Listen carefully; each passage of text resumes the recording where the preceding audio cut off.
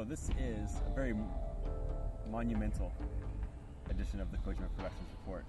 Not only is this the day after the 20th anniversary party we had here in Tokyo, it's also the 50th session of the Kojima Productions Report. Two big milestones. I'm not sure which one is bigger than the other. Probably the 50th edition of the Kojima Productions Report. Maybe, I don't know, what do you think, Randy Nelson, PSM Magazine, who's joining me today on the show? Hey Ryan, thanks for having me. No, thanks for coming on. Well, as we sit here in the middle of Tokyo, right, near Kojima Productions, I'm reminded of MGS4 because I can hear the cicada in the background. Did you hear the roosters in the presentation yesterday? No, I didn't. I heard a lot of people like gasping. Yeah, some people choking when they get their the family jewels crushed. Yeah, lots of jokes, and I hinted at this in last week's show that there was lots of jokes, and to somebody who had seen the video before, and he was really quiet about it, and I was like, oh, I guess you didn't think the video was very funny. I don't know, maybe did you appreciate like all the stuff we had there? We had the vomiting, the dirty magazines, oh, totally. Oh, it's funny. I think that video, that 15-minute video, is so hilarious. But yeah, I think even something like getting in the oil can or the drum can, as it's called in the menus right now, and rolling through people or bowling them over. Right. I mean, I was laughing at that, and actually, I couldn't help but think of Katamari. Oh, right. Yeah. When he's rolling along the drum and people are getting knocked over, it's like. Yeah, I think there's that rolling element that both Metal Gear and Katamari share, which never thought we'd talk about the two games at the same time. Well, there was Ape Escape Saragetsu with Snake. That's true. Maybe a new collaboration. Two worlds collide. Yes, you heard it here first. You heard it here first. Thanks to Randy Nelson. Exclusive, totally made up rumor. So just to kind of recap, we spent last evening. It was about a 2-hour event, 20th anniversary party at the Ritz-Carlton. People from around the world joined. Business partners from Metal Gear over the past 20 years. Famous Japanese game creators were in town. Like foreign press from all over the world, like you, Randy, flew in for about most people are flying in for about 2 or 3 days. Yeah. And just to check out this event. And we had a number of announcements. We showed obviously the first real-time game demonstration to the foreign press, the 15-minute MGS4 real-time demonstration. We showed, for the first time ever, Metal Gear Online for PlayStation 3. And then we had Metal Gear Mobile, which we announced for Japan. The second digital graphic novel we announced for Japan. Some Kubrick toys, all sorts of stuff. Yeah. It was a busy night. It was basically the ultimate Metal Gear experience. I mean, now, when I introduce you to people, within the studio, or I always introduce you as the most hardcore Metal Gear fan in the U.S. media. In the media. Right. No, I'm not going to take credit for being the most hardcore Metal Gear fan in the world or anything. Well, you're probably still high up there in the rankings, but definitely in the media, you're the most hardcore. You know more about Metal Gear than anybody else in the media. And what was it like for you? I mean, we had this long presentation. Like, it was Metal Gear for about 150 minutes straight. Yeah. Well, even in the pre-show, even in the gallery setting outside, I walk in immediately. There's MSX2 home computers. They're playing the original Metal Gear and Metal Gear 2 Solid Snake, and every single bit of goods, character goods, and I think every promotional poster for all of the games, it was just overwhelming. And you took some pictures of like all this merchandise that we had out there, right? And is that going to be on your blog, the PSM blog? Yeah, right now it's on. I just this morning I woke up first thing, put a bunch of my photos up on psmonline.com. Okay, psmonline.com. Head over there, and hopefully, I don't know if you took pictures of the glass cabinets we had, for example, for MGS2, and I helped collect some of these packages. We had packages from MGS2, the Korean version, which has a slightly different package art from the US or Japanese version. It's the first time I saw it was a couple weeks when I was collecting these all together. So for you guys, definitely check out Randy's blog. Hopefully you got some pictures up there. Yeah. About like the different packaging for Snake Eater 2. I think the Korean one's got a green hue to the US package with Snake in front of the tree. Right. It's got like this green hue to it. It's really interesting.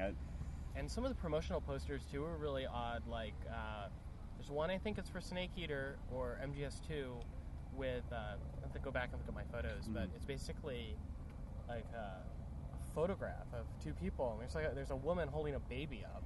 I love that you brought that up, because I was going to bring that up as well. But that woman is a man baby. Really? That's Gact. That was Gact? You know Gact, right? Yeah. Superstar, Yeah. singer, personality in Japan. Yeah. Very, very feminine looking personality. I think he was supposed to be at the party. I don't know if he showed up last night. I didn't see Gact. Yeah, I think I would have noticed I think Gact. you would if you were at the party. Just not on that poster. you would notice Gact, and you definitely noticed Nagoshi, who's also very. No, I saw him. You did? You saw Nagoshi? Yeah, I did. And who else did you notice there in the party? Well, I was sitting next to Kamiya.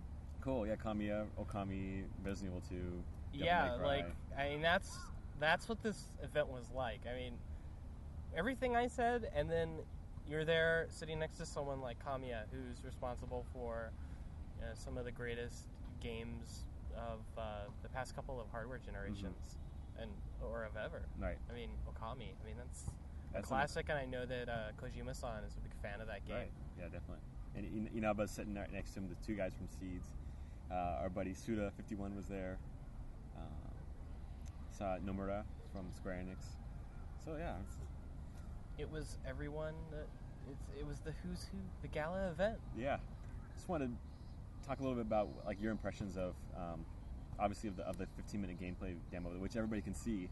Don't want to talk too much about it. I actually want to get you to talk a little bit more about Metal Gear Online, because there isn't any video up online about that. So people are just looking at some screenshots that are released and just reading people's descriptions. So maybe you can go into maybe those two titles if you don't mind. Oh no, totally. I think a little earlier before we started doing the podcast, I was talking to you about my initial feelings on seeing gameplay for MGS4, and that was just that, sort of like playing Snake Eater. It was Metal Gear, and I'm talking about Snake Eater here. It was Metal Gear. But of course, in that game, you didn't have the soliton radar anymore. You had to rely on your senses, things like that. You had the whole camo system. So you had all these familiar kind of core elements, but then on top of that, you had just all this new, fresh stuff. Yeah. And there was, to MGS4's gameplay, I don't know, just this order of magnitude beyond that, where you were just realizing, I mean, the very fact that you can go into first person and run around and shoot, and a lot of people would say, well, I mean, that's something you just tack on. But I mean, that's obviously not the way the game's being designed.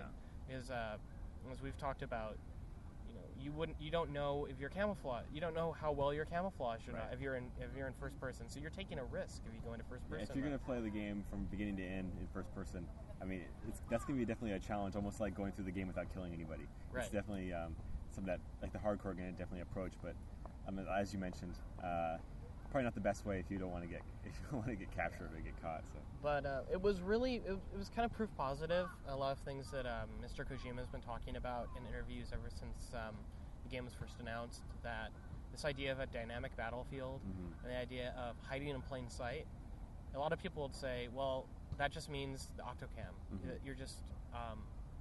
You're just taking on the look of things around you, and you're just kind of hiding like that. But I mean, if you really paid attention to the trailer, you noticed that there were dynamic things going on, like one faction fighting on the battlefield would shoot a rocket-propelled grenade that would cause a van to blow up, and that would distract the PMCs, and then you'd run past at that point. Or the point when the cool new the airborne unmanned kind of cybernetic drones flew in, the PMCs were distracted because they were just freaky, and Snake was able to just walk by. Exactly right. And so in the midst of all that smoke and all that. Yeah. So it's really I think a game that way more so than Snake Eater. It really seemed like a game where you're using your intuition the whole time. Like, if I was Snake, like this is the game where it's like, if you're Snake, how do you get through this battlefield? More than just, how do I look at a little map on a screen and navigate my way go past down a linear path. normal guards? That's something that as somebody who's been working on the game for a while, it's something I'm so proud of, as far as the team's concerned, and just so happy about the response we've gotten. That, every time like a new video comes up, people will look at the graphics first, and then but it was quickly after this video hit that people just started talking about the gameplay, and it's what I consider very much so next gen gameplay. And I think that we really accomplished that in this video, that getting that point across that, the graphics look good. We're satisfied with them. I think people are going to love them, and it's definitely next gen graphics, but it really is about the gameplay, like this emergent gameplay that comes out, the dynamic battlefield, all this kind of stuff, how Octocam works. And so now the focus is on the gameplay, and that makes me happy, because we're not making a movie. And up until now, if you look at these trailers, it is like that's the focus. It's like on the cinematics and the the depth of field or whatever. But it's more so than that. We're making a game. Yeah, and but I think more so than ever, it's a game that is not closer to a movie, but closer to real life, as kind of seen through a camera, I guess, or seen through a movie camera. Like those effects that we have on the battlefield, like you mentioned, those unmanned vehicles or flying vessels that come down and bomb, like the camera shakes it, kind of screws it with your vision. Lots of different sparks, lots of different effects, and it looks very cool. And definitely has a Hollywood feel to it. Yeah. So moving gears, or shifting gears, changing gears to Metal Gear Online, Randy Nelson. What are some of your impressions for people that didn't have an opportunity to see it in motion for that 10-minute presentation? There were no photographs, and there's no. I saw you back in the back of the room enforcing no video policy, and look, it's frustrating. I mean, let me jump in. Yeah, it's a total shame. It's frustrating because this is the way that a lot of Japanese companies like to run their press conferences. The PlayStation premiere is no different. Last week's Sony PlayStation premiere, no video, no cameras, no photography, but they want the press still to come and report on it. I think, and then they don't offer up the videos afterwards. I think we're in a new era right now, where it's time that you go to the press conference, let the press report on it, but afterwards you give them the video. I mean, at least embargo it. But I mean, I don't see what we benefit by embargoing, or not even letting anybody get their hands on this video and just going by text descriptions and maybe a few screenshots or two. So I mean, in that sense, I'm sorry to the fans, and we will get a video out there soon enough, and so you can see the game in motion, because I think it looks great. And it can only make people more excited about the game. Yeah. And what I saw, I mean, it was like spit shined already. It was so polished. Yeah, I mean, it's not super hard to convey what it is. Yeah, I mean, it's running on the MGS4 engine, similar graphics engine, same control scheme. So in that sense, it's not too hard to convey. And you look at the screenshots, and you can see these elements of the SOP system linking up with your teammates. That's right. And it really is about not just killing your opponents, like just one man for themselves. It's really about linking up with your team and having a different this extra layer of strategy. And that's what Japanese love to play in online, and that's why I think Monster Hunter is so popular over here. Is this team-based gameplay, and that's something that we're really, really, emphasizing with Metal Gear Online here. Yeah, and it was totally obvious. I mean, from the very outset of the demonstration, starts off with the team together, and the team, red team or blue team, they're kind of in a huddle, and they, the commander, and everyone salutes one another, and then they take off, and the whole idea of the still quasi-secret SOP system with the not standard operating procedure. With the because that's how, like you said, I mean, it's not just Metal Gear Solid 4 technology underneath everything, but I mean, there are elements of Metal Gear Solid 4, obviously, and so the troops on the battlefield are, I guess, basically swimming with nanomachines, and so I think I actually, after the event, I wanted to check out what other people had said about Metal Gear Online, and I think I'd read some things saying that, you could see the body heat of other people, and I just thought that was a little odd. I mean, like, with the naked eye, you don't look through a wall and see your teammates' body heat and no one else's body heat. But this whole idea of how, I mean, the squads are networked together, basically, was really cool. And I think when I was first watching the real time, because it wasn't a movie, it was a real time demonstration. of two teams against one another, I was just kind of like, oh, that's kind of cool. I mean, you can see where your buddies are. But then you start noticing the huge emphasis put on communication, and you can see where all of the radio calls are coming in to you, like represented on screen. So you kind of have this total awareness of where you know where people are, you know who they're engaged, what enemies they're engaged with, and I don't know if all the explanations were in Japanese. They had near the beginning of the demonstration, everybody was linked up with the SOP system, and one of the guys, everybody can equip up to 3 skills to their unit or to their character. Right, I did notice that. Yeah. And so you might have CQC mastery, or you might have hacking, or you might have assault rifle mastery, and if you have an awareness, a skill we call awareness, you can spot claymore mines that have been planted, and so that's like the team stopped and said, "Hey, we're linked up, so now everybody can see where these claymore mines have been planted." Right. And then they obviously they took it out. Yeah. And then they continued on forward. So, but if you're not linked, you're not going to pick up, whoever. You're not going to be linked with the guy who has that awareness skill. Yeah, so you might just run head on into some claymores. Exactly. And that's not very fun at all. That's not very fun. No. But I mean, the overall game, given what we've seen so far in terms of PlayStation Network titles, now maybe Ryan, real quick, maybe you can explain the distribution for this game. I mean, I don't know if it's even been set in stone yet, but whether or not it will be a downloadable only title, or if it will be delivered on disc as well. Like Sony's kind of taking a two-tiered approach that way. Right. We haven't really made any announcements about how we're going to distribute the game because it's still kind of being figured out. But right now we're really just focusing on that closed beta that we're starting in a few weeks. That's right. 3,000 people. I tried to get in. Yeah. No. Yeah, I tried to. Get the Konami ID. I haven't asked you yet. Can I get in? Yeah, it's. We'll see what we can do, Randy.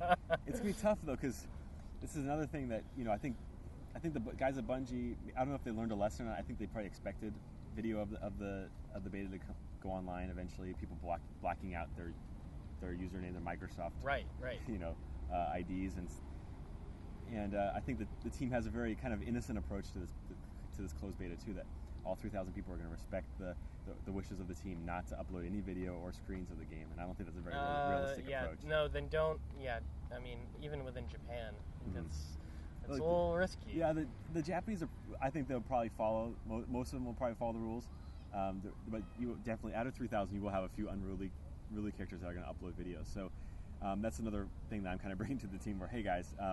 This is either you want to have somebody handycam it, or let's put up an official video like we just did with MGS4 and have people see it in high def. This is going to get out eventually. Yeah, and so in all fairness, we worked on that MGS4, that 15-minute video that we handed to the press last night, and now it's up online everywhere. We were working on that for about 2 hours up until 2 hours before we handed that video out to everybody at the party last night, and there wasn't any time to prepare an MGO one to that equivalent because we had Hideo doing narration for the MGS4 gameplay. Right. We have the subtitles there. So hopefully, next thing on the slate is to work on the MGO video. Can't make any promises right now, but I mean it'd be great for people to see it. No, you have so much that you're doing at the moment. I mean, as a team, obviously. Yeah. It's got a little game called MGS4 to finish. Yeah, we got to wrap up work on MPO Plus. Yeah. Metal Gear Solid Portable Ops Plus, which is we just submitted our master to Sony Japan, and that's coming out in September. So awesome.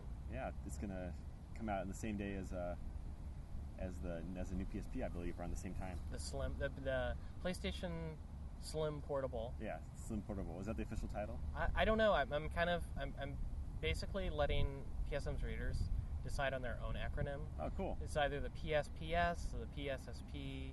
But so on Metal Gear Online. Okay. I mean, something that the coolest part of Metal Gear Online, in my opinion, from watching the demonstration, was the SOP system, everyone being linked up. Mm-hmm.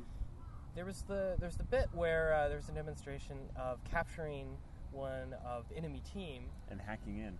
To their nanomachines. Getting their nanomachines, and I guess injecting them into yourself, and all of a sudden, point, not only is your entire team linked through nanomachines through the SOP system, but you are also linked to your opponent's entire team. And you can see where they are. You can see every single person on the battlefield. You can see what they're doing. You can see how their health is.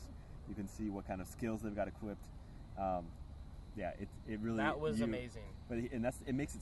Like, when you're playing this game, and I don't know when anybody's going to be able to try the beta or whatnot, but when you play it, it's such an intense moment, because if you die, all your connections are gone with your team and with that obviously after you've hacked like an opponent's team. If you die, you're starting from ground zero. And so, I mean, you obviously want to take out as many guys as possible, but you also have to be careful, because if you get shot, then it's over, and you have to go start from scratch. So yeah, your it's team's very counting high. on you. Yeah, definitely. It's a lot of fun, and can't wait for people to get their hands on it. Yeah, and it's a taste of MGS4. It is. I mean, visually and gameplay wise too. Mm-hmm. I mean, it's really, really impressive. Yeah. And that's what I was getting at when I talked about PlayStation Network titles. So far, we've seen a lot of kind of interim step games where it's, online Tekken 5 Dark Resurrection.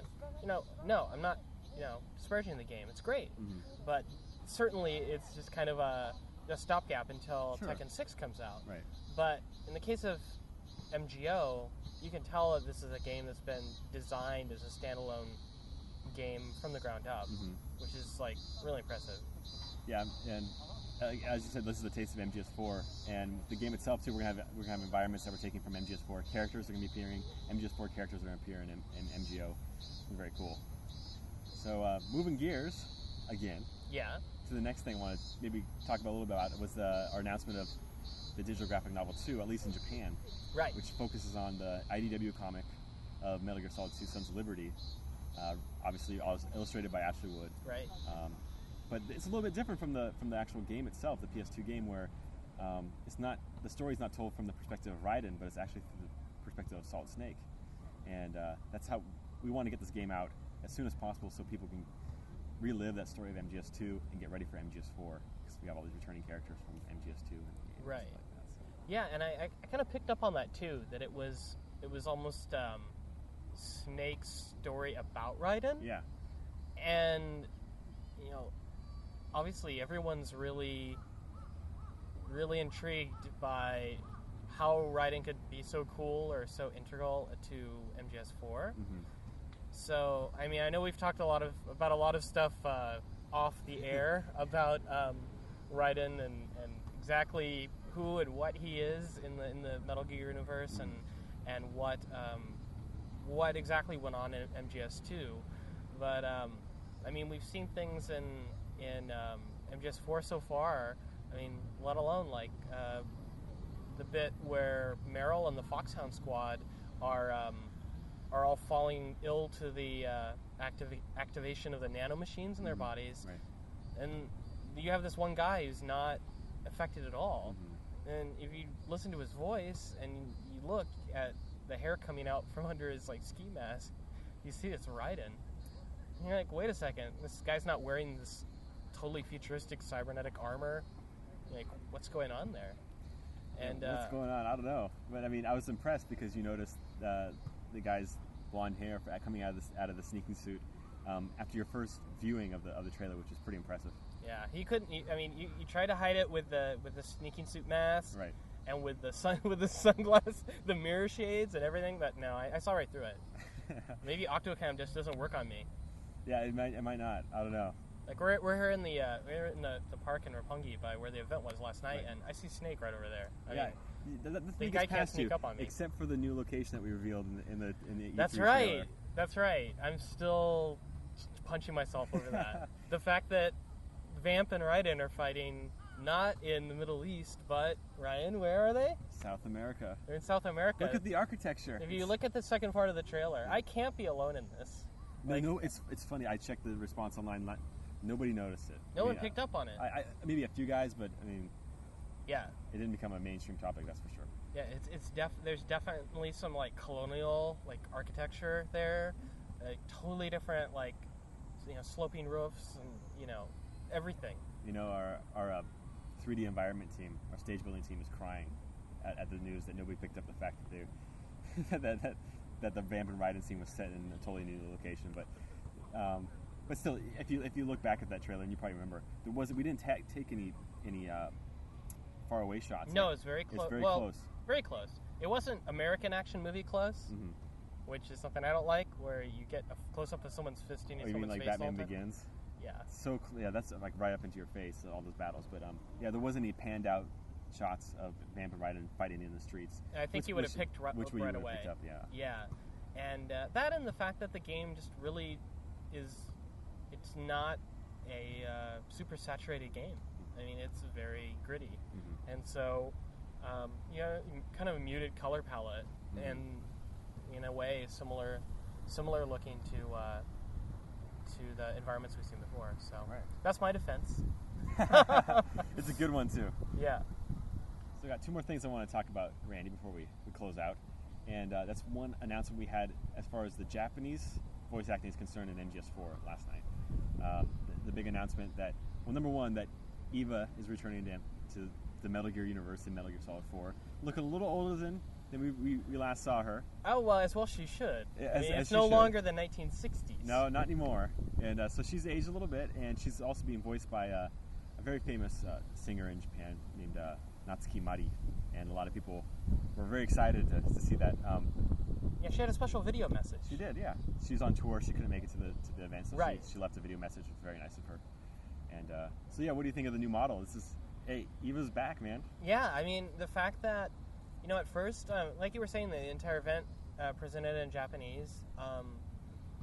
So, leading into that was, some background on Vamp being in the game. And we know Vamp's been in the game, but now we have, like, a proper look at his 3D model. And as we were talking about earlier, he's being voiced by the director of Tetsuo Iron Man. Yeah, Otsukamoto Kantoku. Right, which is, a cult hit, like, basically around the world, and it's actually in my DVD collection. Oh, cool. So when I saw him on screen and I put two and two together, and he was talking about, the game and Vamp, I was like, wow. Yeah. That's a coup for the Japanese market. Oh, totally. But, yeah, I mean, my favorite game in the series, and as you know, but, I mean, I don't know if listeners to the report know, is Snake Eater. Snake Eater. Yeah. And the same for Chris Slate as well. Formerly at PSM. Yeah, I mean, it's definitely my favorite installment in the series. I love the characters. I mean, they're all great, but I just have this special place for MGS3. And Eva is such a great character and a very mysterious one in the way she kind of exits the game, and you think exits Metal Gear entirely.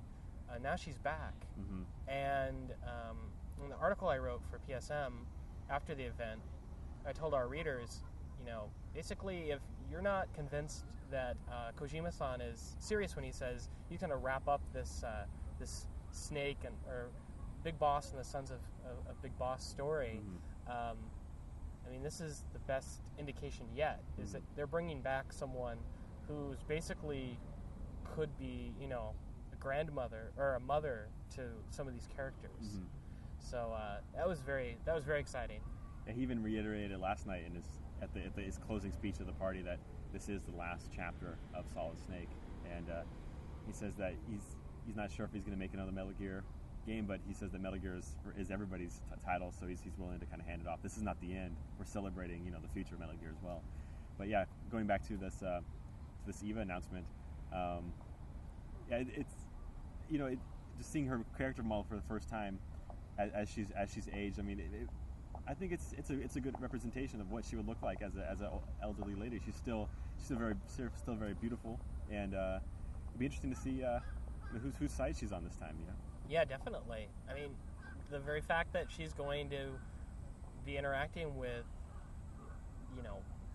well, she won't recognize Liquid Ocelot. maybe she'll recognize. Well, and there's some history there. I mean, but she'll recognize Snake. That's for sure. Yeah, well, we hope so. That would be a very interesting encounter. So yeah, there's a lot of good speculation that we had until the game launches, and we'll know a lot more about her. But so that was a big announcement we had, and then announcement just for PlayStation Magazine for the Kojima Productions Report. Just to wrap it up. Want to talk a little about what we did at E3 2 weeks ago. That's right. It was only 2 weeks ago? Yeah, it's hard to believe, right? We were in Santa Monica hanging out, and this is an idea of ours, of Hideo and mine, to invite the Assassin's Creed folks to do a radio program with them, with Jade Raymond and Patrice, who's the art director of Assassin's Creed. Right. And so we got them in the same room. Ubisoft was kind enough to help us set it up. Randy was kind enough to agree to cover the story, take some photos. Yeah. So what's going to happen is we're going to be uploading this podcast with Hideo, Jade, Patrice, and myself, and then Aki translating. We're going to upload that at around the same time that the PlayStation Magazine article about that interview is going to hit newsstands. Right. So. And we can reveal here on the report that will be in the second week of August. Second week of August, it'll hit subscribers, right? Right. And The issue news, will be out in the newsstands will be late a little after that. Yeah. And so, we're going to get that podcast up at the same time. But be sure to check out the PSM article because it's going to have obviously exclusive photos, really, really well done photos that Randy took, and exclusive content, some stuff that you won't hear in the podcast. That's so right. you have to check out the article. Yeah. And see what Hideo thinks about Assassin's Creed. Hear what the Assassin's Creed thinks about Metal Gear Solid 4. I hear he likes it. Yeah. and as do I. Yeah. I had a chance to play it with you That's right. at the hotel in Santa Monica, and very impressive. Yeah. And they're big Metal Gear fans. they are, and it's cool because it was fun to do that podcast because there are certain elements of these two games that are very similar, like sneaking or actually more so escaping after you do either you get caught or you assassinate I guess in terms of Assassin's Creed, and finding someplace to hide. And so there are those two things that these two games share, these two elements, but they really are their own games, and really impressed with what I played at E3. Yeah, me too. But after playing Assassin's Creed, and then finally seeing the gameplay of MGS4, you can see even more why there were a lot of comparisons drawn during that podcast because of this way more open Metal Gear world now. Yeah. And Assassin's was a lot more open than I was expecting too. Right. And I remember when we first saw the trailer for that, when the lead character is up on top of that, it might have been a chapel or it was like on a tower, right? And they're rotating the screen, and you can see this whole, was it Jerusalem, or was one of these cities, one of three cities, and we're all thinking, okay, that's a 2D background, or no, it wasn't. isn't. It's you jump down there. No, and you we can were run running all wherever over you that want. thing. Yeah, I was running around killing people GTA style. Yeah. I think you were kind of surprised the way I was playing that game. Yeah. This is not how you play a Metal Gear developer would play a game. There was no sneaking, there was no stealth involved in that. No, it was total aggro. But that's cool though, because that's something about Western game development that I love, and that's something that we're kind of integrating in MGS4 too. Is that it's up to the player to decide how they want to play games. Yeah. And you were able to play it your way. Yeah, I did, and I got to the end without getting killed more than 3 times. So. Right. So yeah, look forward to that. That's going to be hitting our podcast in a few weeks, hitting the pages of PSM Magazine. That's right. So we're just going to wrap it up here. Mr. Nelson, thanks for coming out. Thanks for coming out to the party. Thanks for doing this podcast. Hey, no problem, Mr. Payton. And anytime. And maybe I'll see you for TGS. We'll see what the powers that be over at Future Think. Yeah. How many people are going to be sending out to TGS? But I hope to see you there. I'd love to. And see you, man. Have a safe trip back tomorrow. Thanks.